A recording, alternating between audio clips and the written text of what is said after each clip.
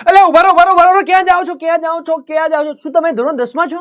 અને તમારે બેટા મોસ્ટ ટાઈમ પ્રશ્નો જુએ છે ચેપ્ટર 2 ના? જો બેટા આ તૈયાર કર્યા વગર ગયા ને તમે તો બેટા પરીક્ષામાં માર્ક્સ આવવા નથી.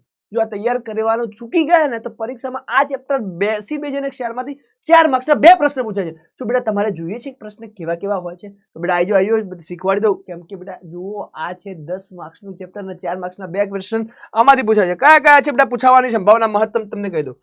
દૈનિક જીવનમાં pH નું મહત્વ સમજાવો, બધા જ તૈયાર કરવાના છે. એક દૂધવાળો તાજા દૂધમાં ખૂબ અલ્પ માત્રામાં બેકિંગ સોડા ઉમેરે છે. તે તાજા દૂધની pH ને 6 થી થોડી બેઝિક તરફ શા માટે ફેરવે છે?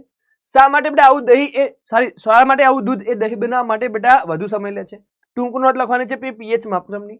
તૂટેલા હાડકાને ભાઈ યોગ્ય સ્થિતિમાં ગોઠવવા ડોક્ટર સફેદ પાવડરનો ઉપયોગ કરે છે. તેનું બેટા રાસાયણિક નામ અને રાસાયણિક સૂત્ર લખો. પ્રશ્નમાં આપેલ ઉપયોગ સિવાય બીજા 2 ઉપયોગ લખવાના છે. એટલે આપણે વાત કરી રહ્યા છે POP ને પણ ફેરવીને ક્વેશ્ચન પૂછેલો છે. બ્લીચિંગ પાવડરની બનાવટ અને ઉપયોગો બેટા આ વખતે બોર્ડ 2026 માં પણ પૂછાયો હતો. શા માટે દહીં અને ખાટા પદાર્થો તેમજ તાંબાના વાસણમાં ન રાખવા જોઈએ? બેટા શા માટે? તો બેટા આ 2 માર્ક્સના 2 કરીને 4 માર્ક્સમાં પૂછી શકે છે. આલ્કોહોલ અને ગ્લુકોઝ જેવા સંયોજનો હાઇડ્રોજન ધરાવે છે પરંતુ તે એસિડિટી માફક વર્ગીકૃત થતા નથી. તે સાબિત કરવા માટે એક પ્રવૃત્તિ વર્ણવો. શા માટે બેટા નિષેધિત પાણી વિદ્યુતનું વહન કરે છે જ્યારે વરસાદી પાણી વિદ્યુતનું વહન કરે છે? તમારા મત મુજબ ભાઈ ખેડૂત માટીની કઈ પરિસ્થિતિમાં તેના ખેતરની માટીમાં ક્વિક લાઈમ અથવા કેલ્શિયમ ઓક્સાઇડ અથવા ફોડેલો ચૂનો અથવા ચાક ઉમેરે છે, ચાકનો ઉપયોગ કરે છે તો ઉમેરે છે. ક્લિયર છે?